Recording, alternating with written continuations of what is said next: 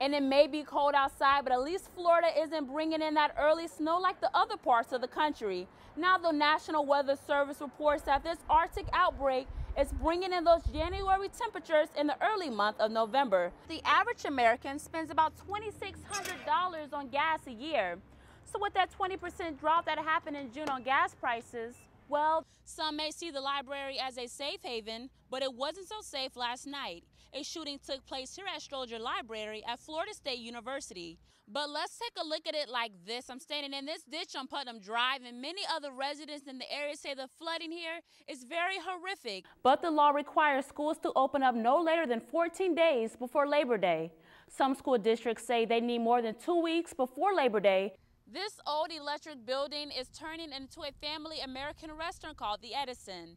Now, the naming of this restaurant pays homage to the great late inventor, Thomas Edison. This restaurant, Florida State's Provost Garnett Stokes is saying goodbye to Garnet and Gold, and she's moving on to Missouri. She just accepted the provost position at the University of Missouri after being at FSU for more than 3 years.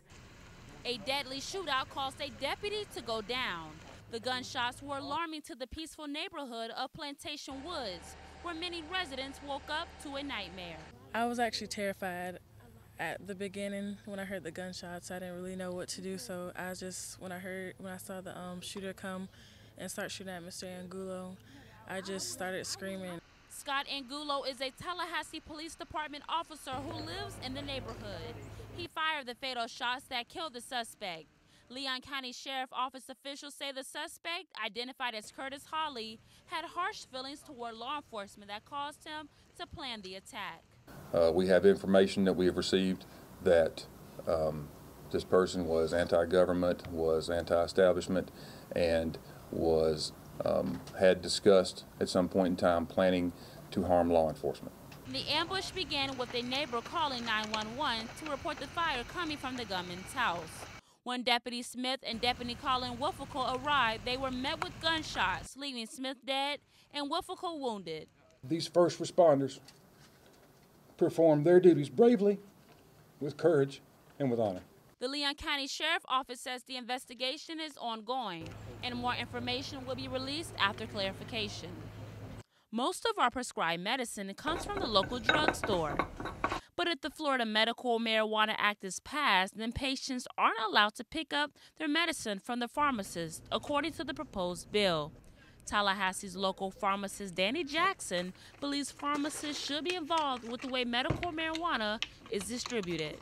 Our job is to regulate the use of those drugs that are highly addictive so that they can be used properly for certain medical conditions. The Florida Medical Marijuana Act states that each county in Florida will decide how many licensed dispensaries they'll have. So this means a licensed provider will hand out the drug. The U.S. Drug Enforcement Administration has medical marijuana listed as a Schedule I drug.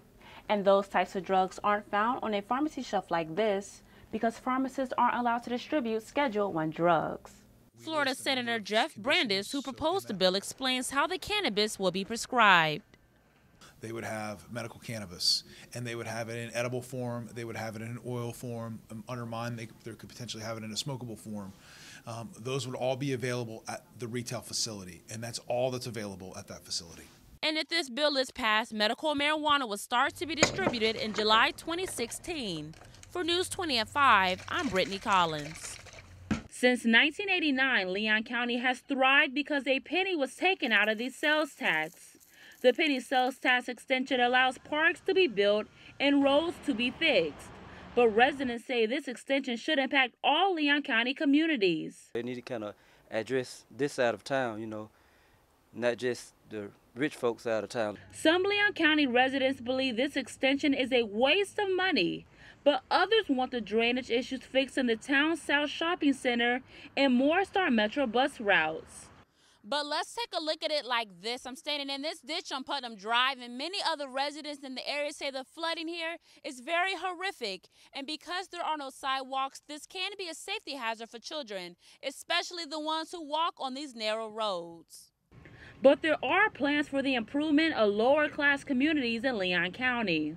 So we set aside $50 million to help complete the sidewalk network, improve bike lanes, develop our greenways packages. If the penny sales tax is extended for another 20 years, it'll generate around $756 million.